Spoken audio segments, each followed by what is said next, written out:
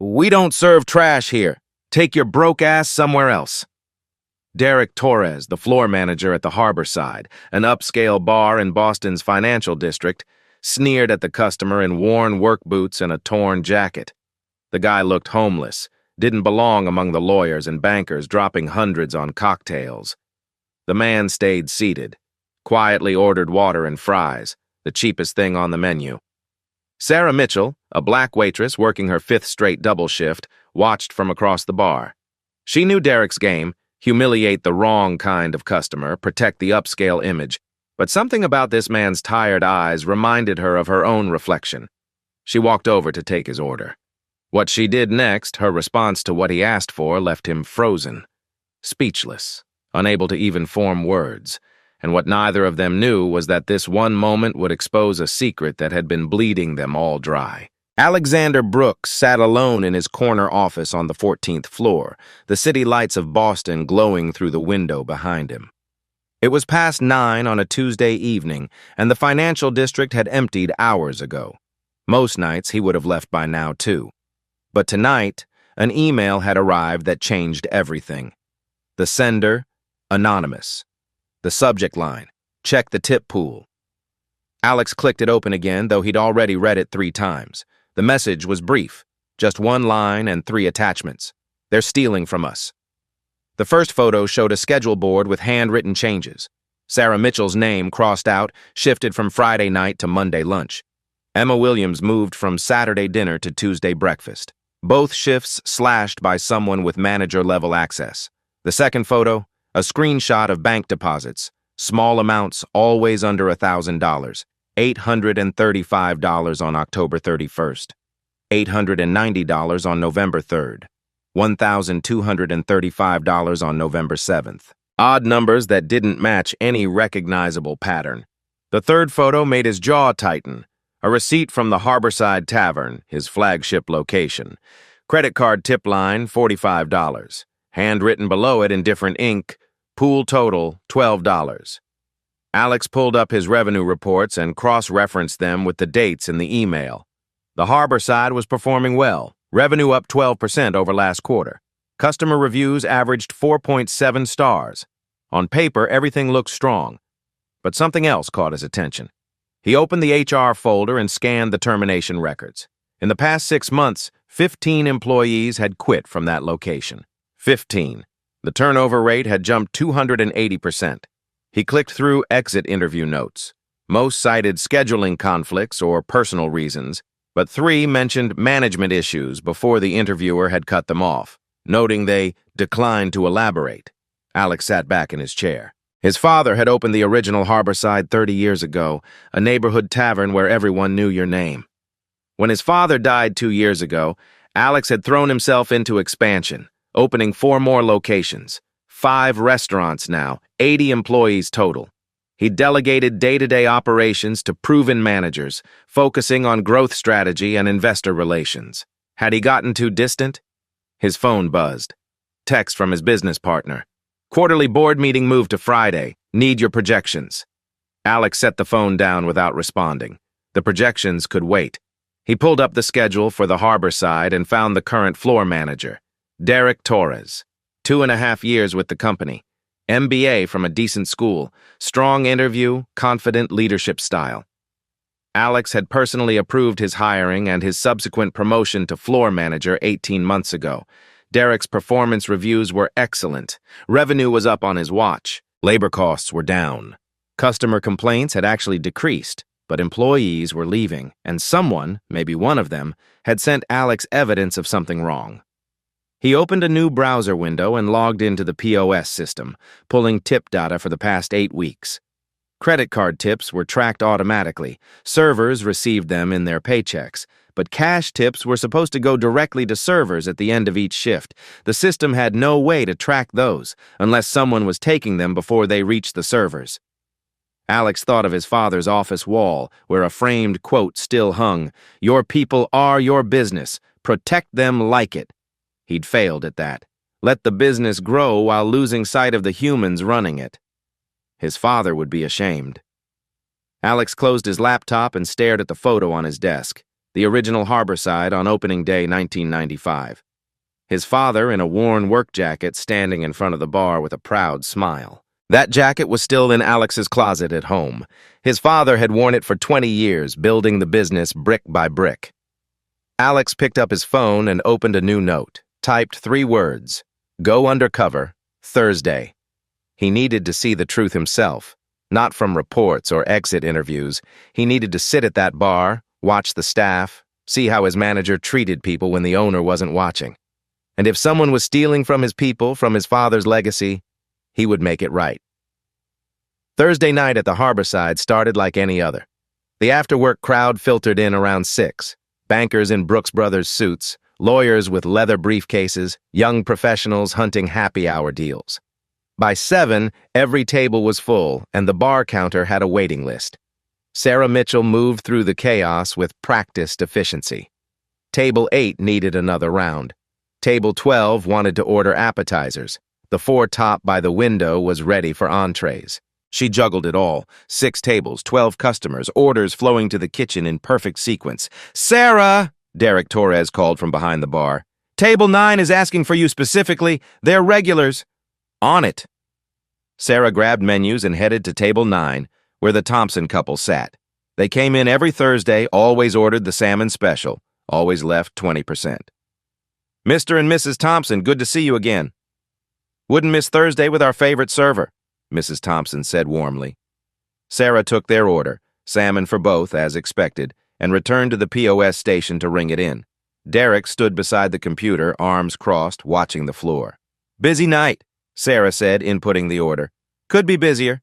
Table 6 is camping. They finished eating 30 minutes ago." Sarah glanced at table 6, an elderly couple sharing a dessert, talking quietly. "They're enjoying themselves. They're taking up real estate. I need that table turned for the next seating. I'll check on them in a few minutes." Derek's jaw tightened. "Check on them now. We're not a retirement home." Sarah kept her expression neutral. "Of course." She walked to table 6 with the check, smiling. "No rush at all, but whenever you're ready." The elderly man looked up, startled. "Oh, we're taking too long, aren't we? I'm sorry." "Not at all," Sarah said quickly. "Take your time. I just wanted to have this ready when you need it." "We'll get out of your way," the woman said, fumbling for her purse. "Really, there's no rush." But they were already standing, leaving cash on the table. They hurried out without finishing their dessert. Sarah returned to the POS station and ran their payment. The tip was exactly 10%, less than they usually left. She pocketed the cash and added it to the growing pile in her apron. By 11, the rush had ended. Only a few stragglers remained, nursing final drinks. Derek gathered the floor staff in the back office. Sarah, Emma Williams, Jason Davis, and Rebecca Moore, the bartender. "Good night, everyone," Derek said, pulling out the tip jar from under the bar. "Let's settle up." This was the ritual. Everyone emptied their cash tips into the jar. Derek counted the total, divided it by some formula only he understood, and distributed envelopes with each person's share. Sarah pulled $280 from her apron. The Thompson couple, table 8, table 12, the 4 top, and 3 smaller tables. She'd kept rough track throughout the night. It had been a good shift. Emma contributed $195. Jason added $240. Rebecca threw in $120 from the bar. Derek counted everything, his back to the group so no one could see his hands. "Slow night," he announced. "Only $835 total." Sarah's mental math didn't agree. She'd seen the room, every table full for 4 hours. But she said nothing. Derek distributed envelopes. Sarah opened hers, $63. Her expression didn't change. No surprise registered on her face, just tired recognition. Emma opened hers and frowned. "This seems low for how busy we were." "Volume doesn't equal tips," Derek said smoothly. "Lots of bad tippers tonight. You all did great work, but that's what came in." Jason shrugged and pocketed his envelope. Rebecca didn't even open hers. But Sarah watched Emma's face. Confusion, doubt, acceptance. The young server was learning. Don't question Derek, just take what he gives you. After the others left, Sarah stood alone at her locker. She opened the thin envelope again. $63. She'd worked a 6-hour shift, served 12 tables, given excellent service, and she was walking away with $63. She reached behind her extra uniform and pulled out a worn manila envelope, the label on front, in her careful handwriting, Liam's college fund. She opened it. Inside were 47 scraps of paper, napkins, receipts, torn order tickets. Each one documented a night like this. Sarah took out a blank receipt and wrote, Thursday, November 7th, estimated $280 my tables. Derek gave me $63. She folded the paper and added it to the stack. 48 nights now, 48 lies. She slid the envelope back into its hiding place, grabbed her coat, and left through the back door. Her car was old, the heating broken, but it started on the third try. She sat there for a moment in the cold, staring at the restaurant's back door. Then she drove home to her son. Friday morning, Alex stood in his bedroom closet, staring at a jacket he hadn't worn in years. The Carhartt work coat hung in the back corner behind the suits and dress shirts. It was 20 years old, faded brown with paint stains on the sleeves. His father's jacket, the one he'd worn building the original Harborside. Alex had kept it after his father died, unable to throw it away. Now he pulled it off the hanger and tried it on. It fit barely. The zipper stuck halfway up. He looked at himself in the mirror. The jacket transformed him. Gone was the tech entrepreneur, the restaurant owner with a corner office. In this jacket, with worn jeans and old work boots, he looked like someone who'd spent the day on a construction site. Perfect. Alex had made his decision overnight. He couldn't audit Derek openly. If something criminal was happening, a public investigation would give him time to destroy evidence. He couldn't send HR. Derek would charm them, bury the problems under polite explanations. He needed to see it himself. Unfiltered, raw. His phone rang. His business partner again. Alex, where are the projections? The board meeting's in 6 hours. Send them my apologies. Something came up. What could possibly... Tell them I'll join remotely Monday. I have something I need to handle this weekend. He hung up before the argument could continue. Alex spent the rest of Friday planning. He studied the schedule. The Harborside operated Tuesday through Sunday, closed Mondays. Derek worked Thursday through Sunday, the busiest shifts. Tonight would be perfect. Friday night, peak hours, maximum staff, maximum customers. He drove to a bank across town and withdrew $15 in cash. Left his credit cards at home. Left his watch. The Rolex would give him away instantly. Left his wedding ring. He needed to become invisible. At 6 o'clock, Alex put on the work jacket, faded jeans, and his oldest boots. The Timberlands he used for yard work, soles separating at the toe. He looked in the mirror one more time. The transformation was complete. His father's voice echoed in his memory. You learn who people are when they think you're nobody. Alex grabbed his keys and headed out.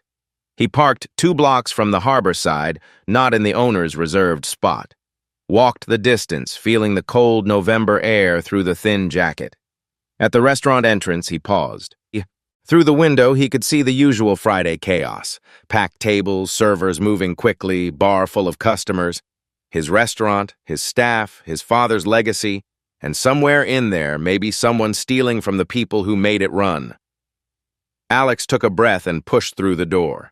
The hostess, Maria Gonzalez, he remembered from the org chart, greeted him with a professional smile that flickered slightly when she took in his appearance. Hi there. Just you tonight?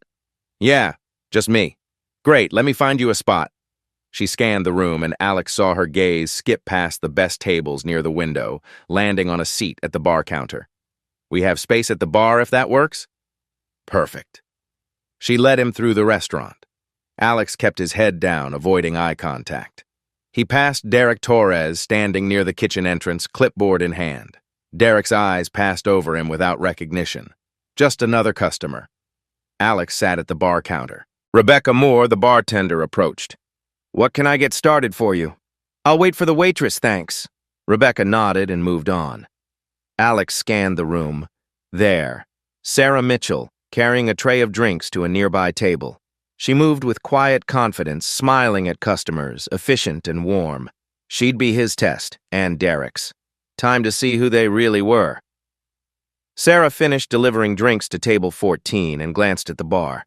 A new customer had sat down, worn jacket, work boots, tired eyes.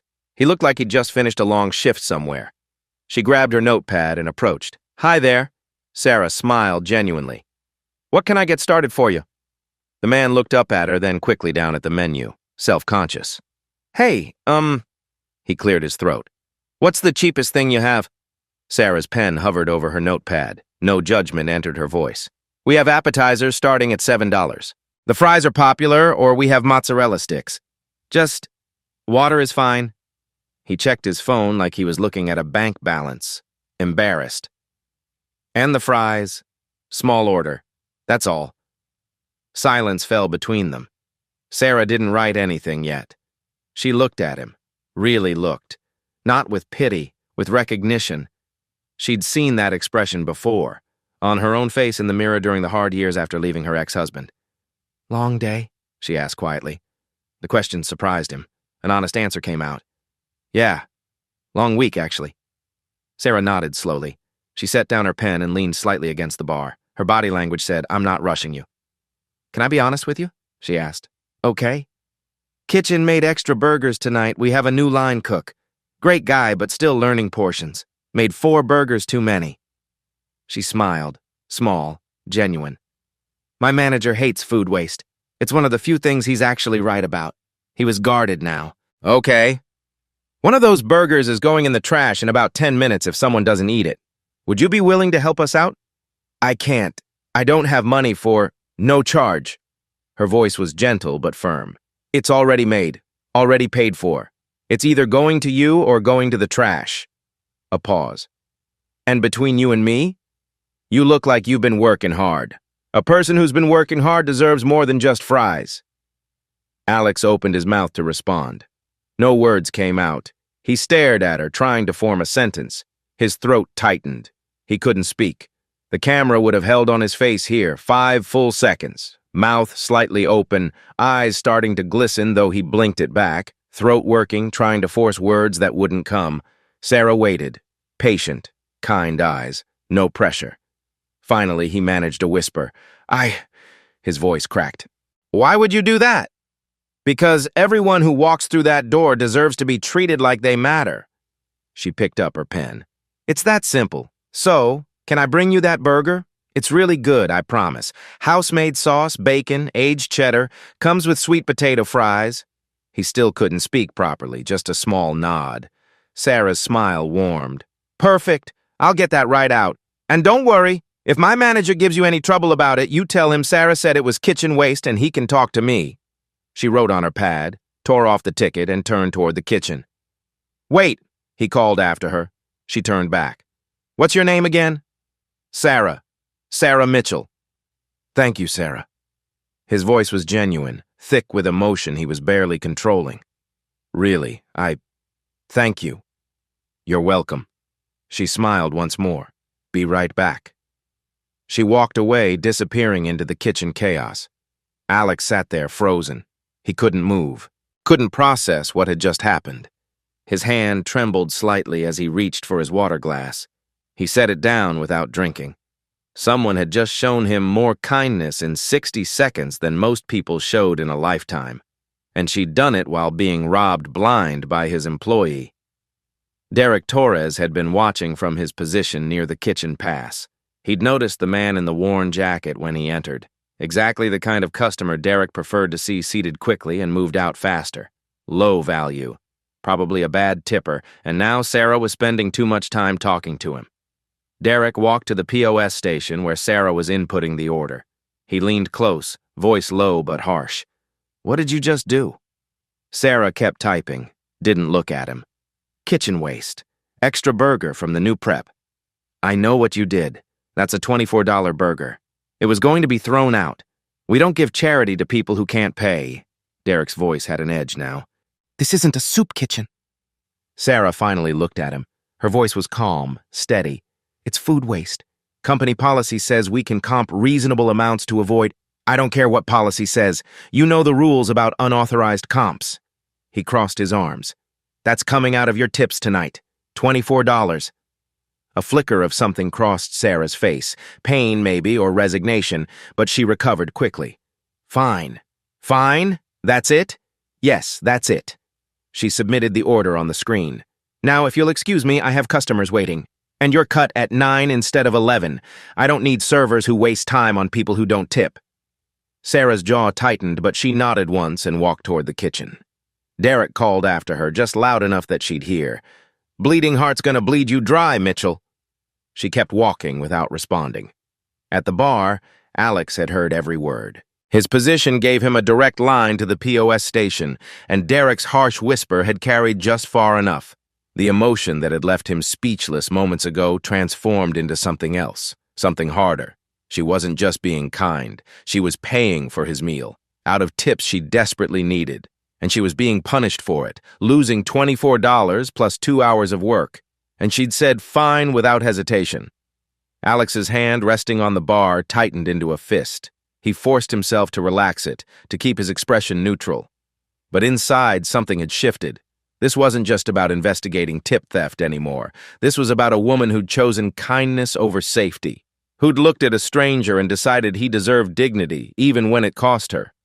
And the man who was supposed to be managing his restaurant, protecting his staff, was punishing her for it. Alex had come here to find evidence, but he'd found something more important. He'd found out exactly who Sarah Mitchell was, and exactly who Derek Torres was. 8 minutes later, Sarah returned with a tray. She set it down in front of Alex, and he stared at what she'd brought. The Harborside Burger Deluxe sat perfectly plated: bacon, aged cheddar, house sauce, brioche bun, sweet potato fries, not regular, arranged with care, a side house salad with vinaigrette on the side, and tucked beside the plate, a small ramekin of chocolate mousse. "The dessert wasn't," Alex started. "I know." Sarah smiled. "But you said it's been a long week. Chocolate helps, trust me." She refilled his water without being asked, adding a lemon wedge this time. "Enjoy. Let me know if you need anything else." "Sarah." He said her name and she paused. "I heard what he said. About your tips. About cutting your hours. You didn't have to do this." She met his eyes. Something in her expression softened. "Yes, I did." A pause. "My dad raised me to believe that how you treat people when nobody's watching is who you really are." She glanced toward Derek across the room. "Even if someone is watching, it doesn't change what's right. But you matter." She said it simply, directly. "Everyone who sits at this bar matters. Don't let anyone tell you different, okay?" Before he could respond, she walked away to help another table. Alex sat there staring at the food. The lump in his throat made it hard to swallow. He picked up his fork with a trembling hand and took a bite. The burger was incredible, but that wasn't why emotion threatened to overwhelm him. For the next 2 hours, Alex watched Sarah work. He forced himself to eat slowly, making the meal last, observing everything. At 7:30, an elderly couple entered. The hostess started to seat them near the bathroom. Sarah intercepted smoothly. "Actually, Maria, table 8 just opened up. They'd probably prefer the window view." The couple got the best seat in the house. At 8:15, a man in an expensive suit snapped his fingers at Sarah for more water. She didn't flinch. Refilled his glass with the same warm smile she'd given Alex. "Anything else I can get for you, sir?" At 8:50, Derek cut her as promised. Sarah clocked out but didn't leave immediately. She stopped by each of her tables, transferring them to Emma with detailed notes. "Table 6 has a dairy allergy. Table 12's anniversary, they might want dessert. Table 8 likes extra lemon in their water." At 9:15, the shift ended. Derek called the servers to the back office for tip pool. Alex stood from the bar, left a $10 bill, 2/3 of the cash he'd brought, and walked slowly toward the exit. But he positioned himself near the hallway where he could partially see into the back office through the window in the door. The ritual began. Everyone contributed cash to the jar. Derek counted with his back to them. Distributed envelopes. Sarah opened hers, $63. Her face showed no surprise, just tired acceptance. She went to her locker, and Alex watched through the partially opened door. She pulled something out, a worn manila envelope, wrote something on a scrap of paper, hid the envelope again behind her uniform. Alex left through the front door, walked to his car 2 blocks away, and sat in the cold darkness. He'd seen everything he needed to see. Saturday morning, Alex arrived at his office at 7. He'd barely slept, his mind replaying Sarah's words. "Everyone who sits at this bar matters." He called his IT director at home. I need security footage from the Harborside, back office camera, last 8 weeks. There was a pause. That's a lot of footage of Derek. Is everything okay? Pull it. Don't tell anyone. I need it by noon. Yes, sir. At noon, Alex sat in his locked office with his laptop reviewing footage on a split screen. He'd pulled specific dates from the email's bank deposit screenshot. October 31st, November 3rd, November 7th. He found October 31st first. The timestamp read 11:47 p.m. Derek entered the frame, alone in the back office after the shift ended. He looked around, checking that the door was closed. Then he pulled the tip jar from under the counter. He counted the cash with his back to the camera, but his hands were visible. Bills moved from the jar to the desk. His fingers worked quickly, separating, counting, stacking. Then he took a portion and slipped it into his jacket pocket. He recounted what was left, divided it into 4 smaller piles, and put those into envelopes. The entire process took 3 minutes. Derek checked the door once more, then left. Alex felt sick. He fast-forwarded to November 3rd, same pattern. Derek alone, counting, pocketing cash. This time Alex could see more clearly. He took roughly a third of the total before distributing the rest. November 7th. Thursday night, the night Alex had been there. Same routine. Derek's hand sliding bills into his jacket with the casual efficiency of someone who'd done this many times before. Alex compiled the footage. He found 43 separate instances over 8 weeks. Every shift Derek managed, the same pattern. Count, pocket, distribute. He calculated rough estimates based on visible bill denominations. Over 8 weeks, Derek had likely stolen $12,800 from the tip pool. Maybe more. Alex called his lawyer on Saturday afternoon. They met at a coffee shop across town, far from anywhere they might be recognized. "This is felony wage theft," his lawyer said after reviewing the footage. "The Department of Labor will prosecute if you file a complaint, but I'd recommend handling it internally first. Fire him, recover what you can, then decide if you want to press charges." "I want him prosecuted.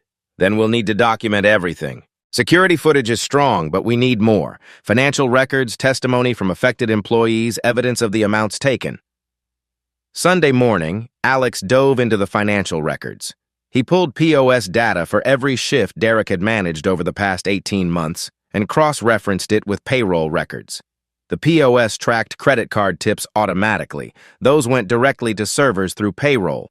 But cash tips were supposed to be distributed at the end of each shift. The system had no record of those amounts, except Alex could estimate them. He looked at the credit card tip totals and applied industry averages. If credit card tips were $400 on a given night, cash tips were probably around $200, $250.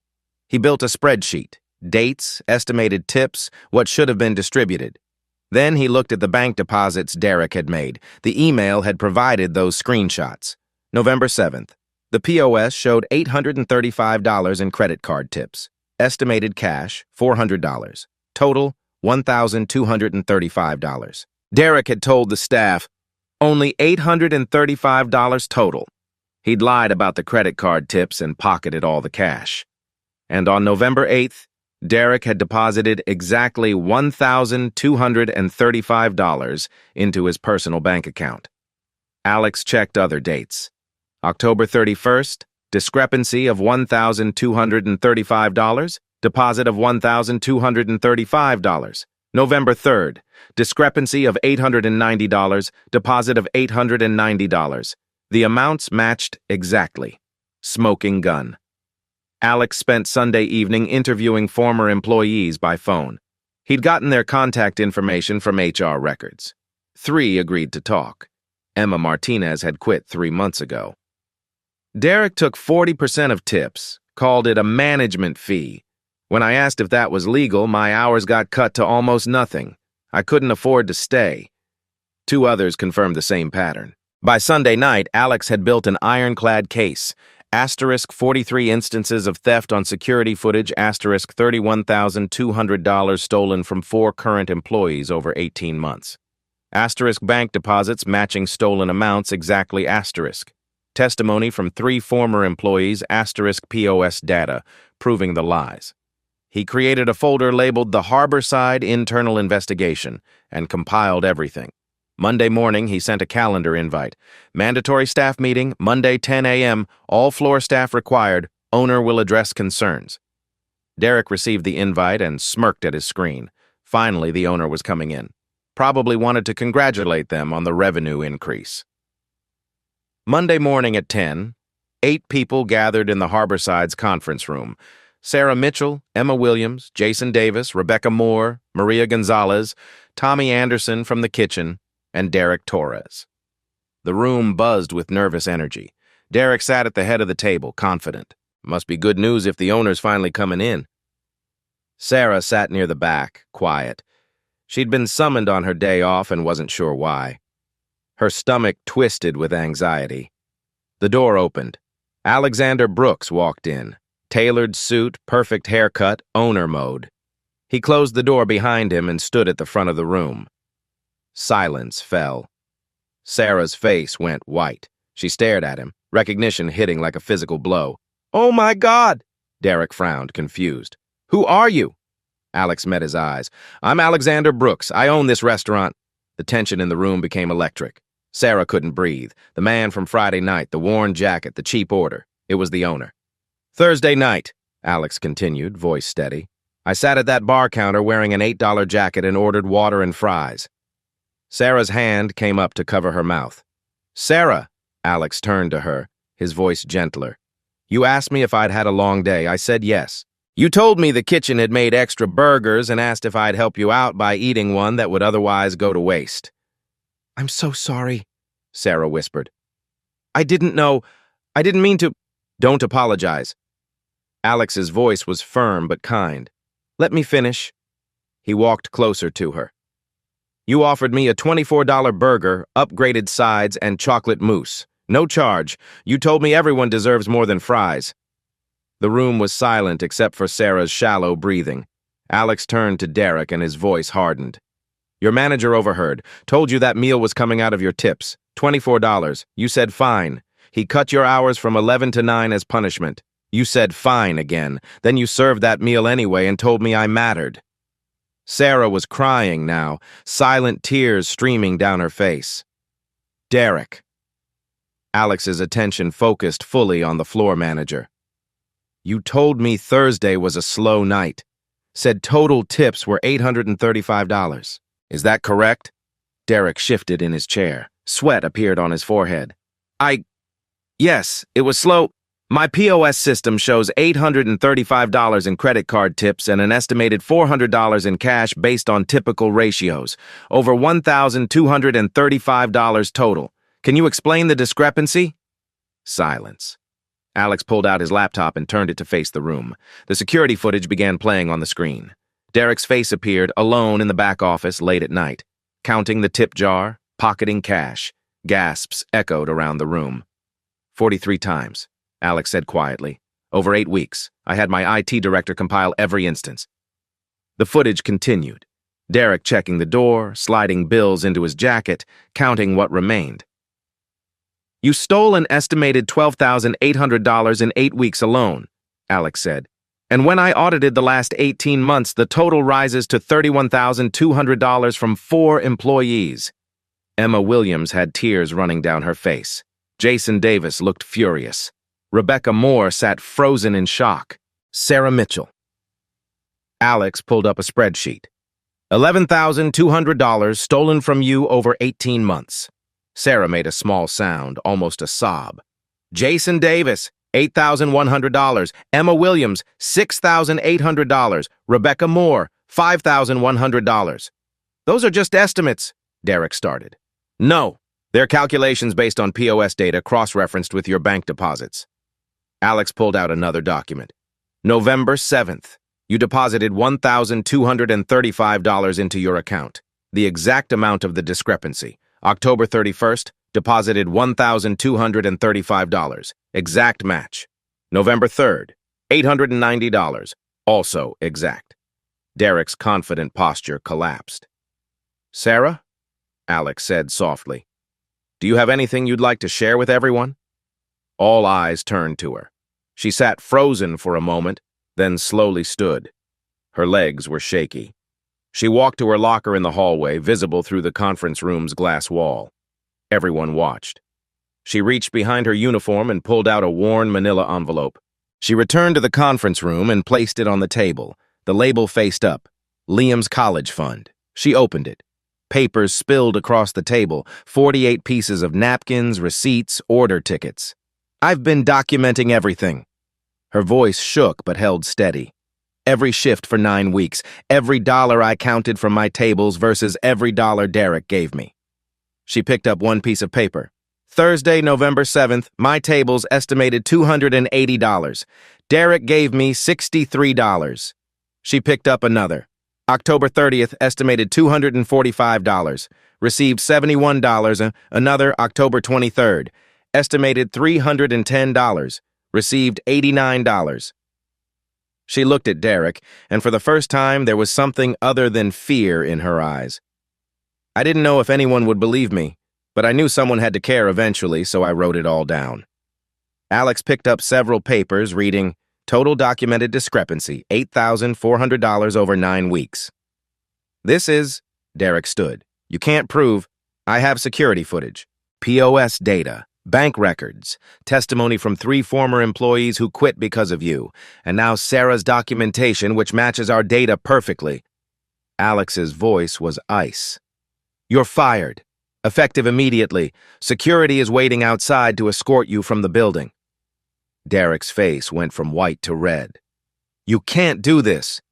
If you contest this termination, set foot on this property again, or attempt to contact any current or former employees, I will file criminal charges for felony wage theft. The Department of Labor is already reviewing this case. 2 security guards entered the room. Get him out of my restaurant, Alex said.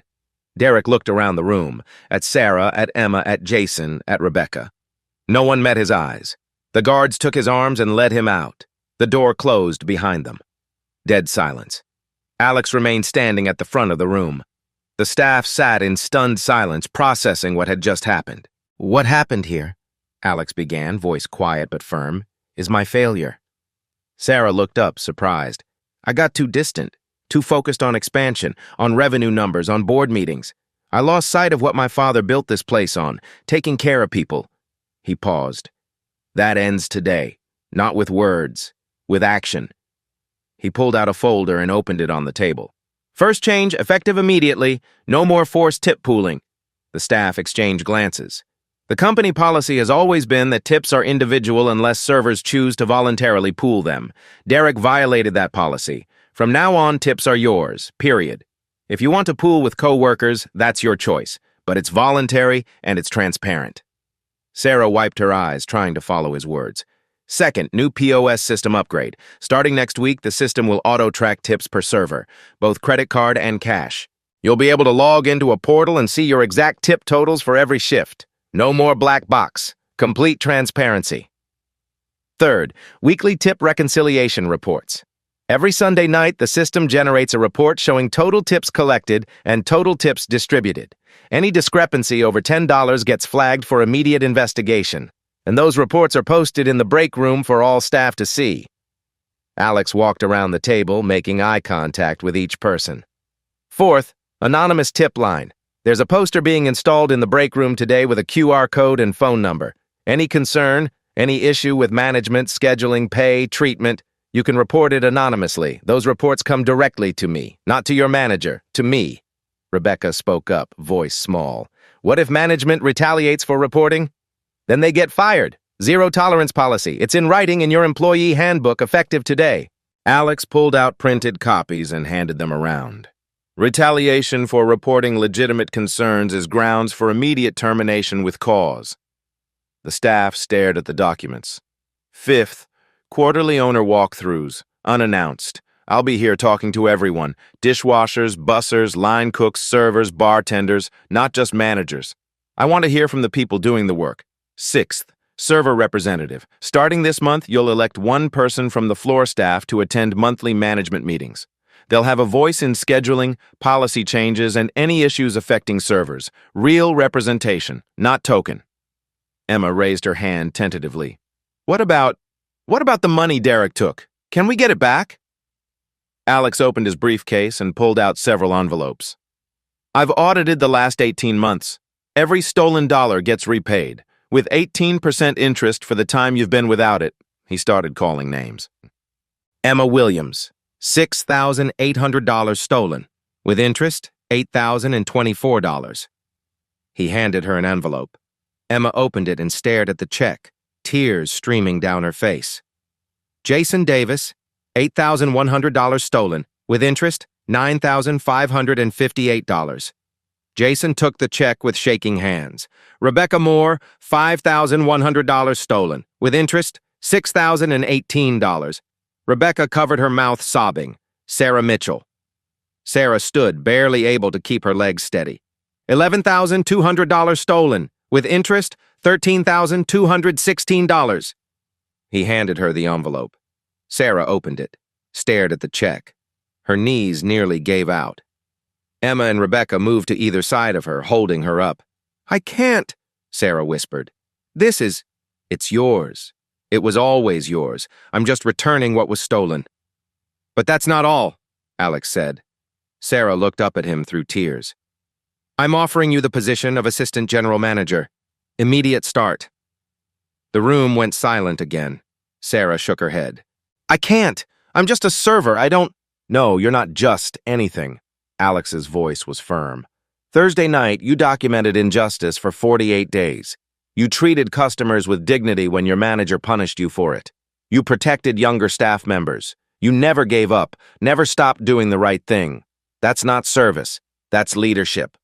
I don't know how to— You know how to treat people with respect, how to protect the team, how to choose principle over convenience. That's all leadership is." He pulled out another document. "Assistant General Manager, 35% salary increase over your current pay, full benefits package." He paused, meeting her eyes. "Including full health care, with dependent coverage." Sarah's breathing stopped. "Your son's medical needs, insulin, test strips, pump supplies, doctor visits, specialists, all covered. Zero copay for chronic disease management." Sarah collapsed into her chair, sobbing. Full, body-shaking sobs of relief. The weight she'd been carrying for years, the constant terror of affording Liam's insulin, the calculations of every dollar, the fear of one unexpected medical bill destroying them, it lifted all at once. Emma wrapped her arms around Sarah. Rebecca joined them. Even Jason's eyes were wet. Alex gave them a moment, then continued quietly. "And there's a $3,000 annual education stipend for professional development or—" He glanced at the worn envelope still on the table.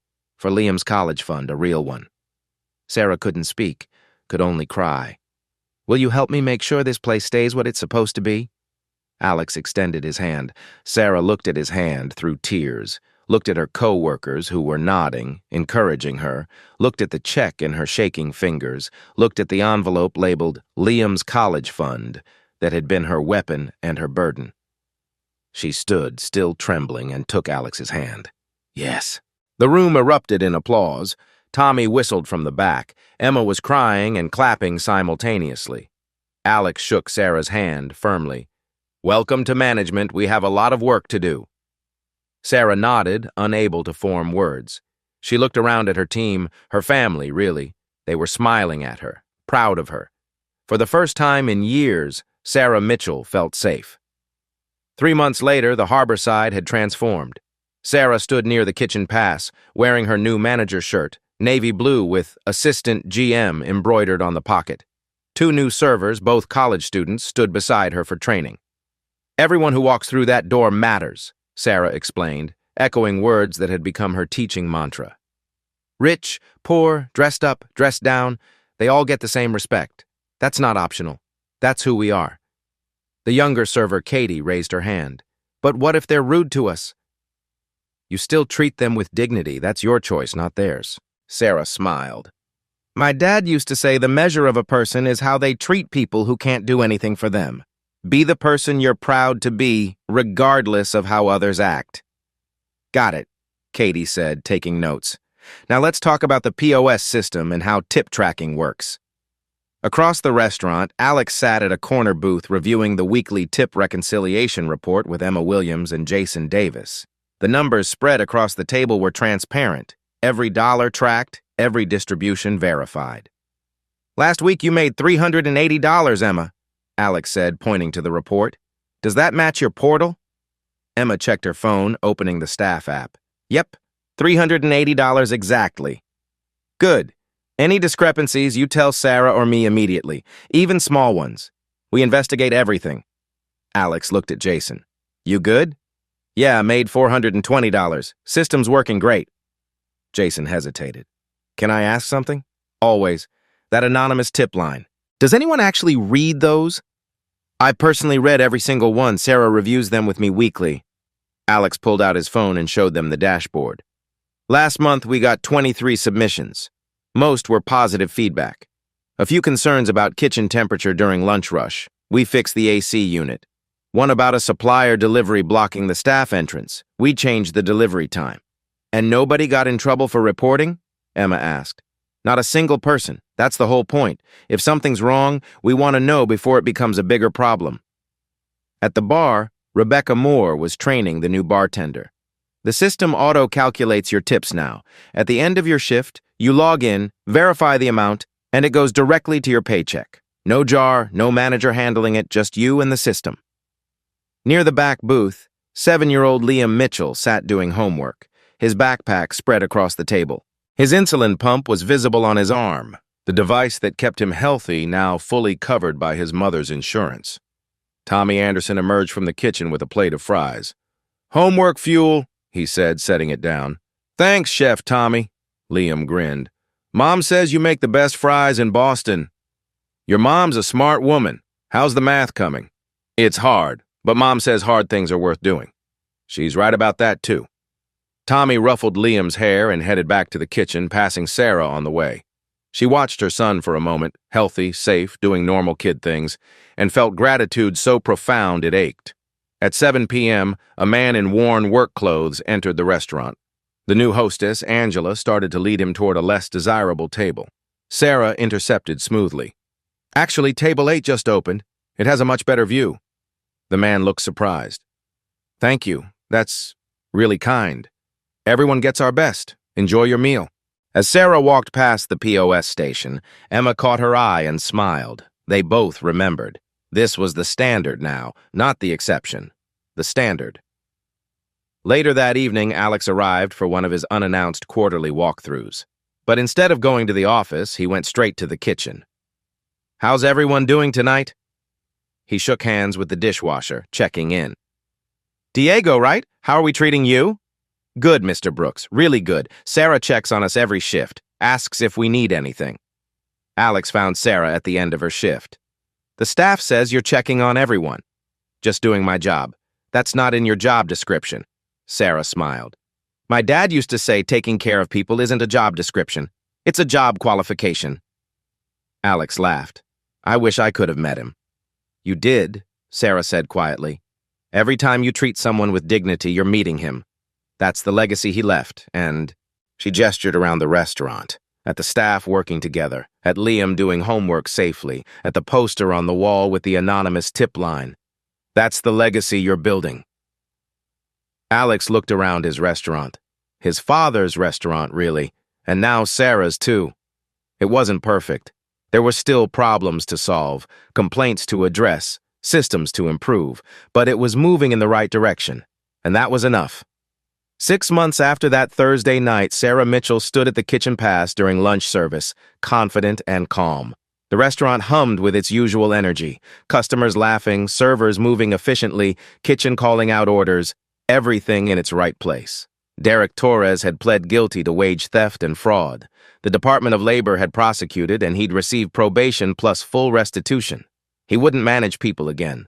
But Derek was just one person. The real problem was bigger. Alex had learned that 40 million Americans experience wage theft every year. Stolen tips, edited time cards, unpaid overtime. $15 billion stolen annually, more than all robberies combined. The most common crime most people never heard about because victims were afraid to speak up. That had to change. Alex sat at the bar counter, the same seat where he'd sat 6 months ago, and looked directly at the camera mounted on the wall. This was the part he'd agreed to film for the documentary team. If you're experiencing wage theft, Alex said, and thousands of you watching are, here's what you do. First, document everything. Sarah's envelope saved not just her case, but 3 others. Keep your own time records, photograph schedules, save receipts. Your phone can be your protection. Second, know your rights. The Department of Labor has resources at dol.gov/agencies/WHD. Wage theft is illegal, period. You don't need a lawyer to file a complaint. Third, you're not alone. 40 million people. Share your story. Let others know they're not the only ones fighting this. And if you're a business owner watching this, your people are your business. Protect them fiercely. Create systems that make integrity the default, not the exception. Be the leader your team deserves. If you manage people, remember what Sarah did. She treated someone with dignity when it cost her. That's not weakness, that's strength, that's leadership. The screen showed text. National Wage Theft Hotline, 1-844-762-3952. Alex stood from the bar and walked to where Sarah was working. She smiled at him, then turned to greet a new customer, a woman in paint-stained jeans and a tired expression. "Hi there," Sarah said warmly. "What can I get started for you?" The same kindness, the same dignity, because everyone who walked through that door mattered. Everyone.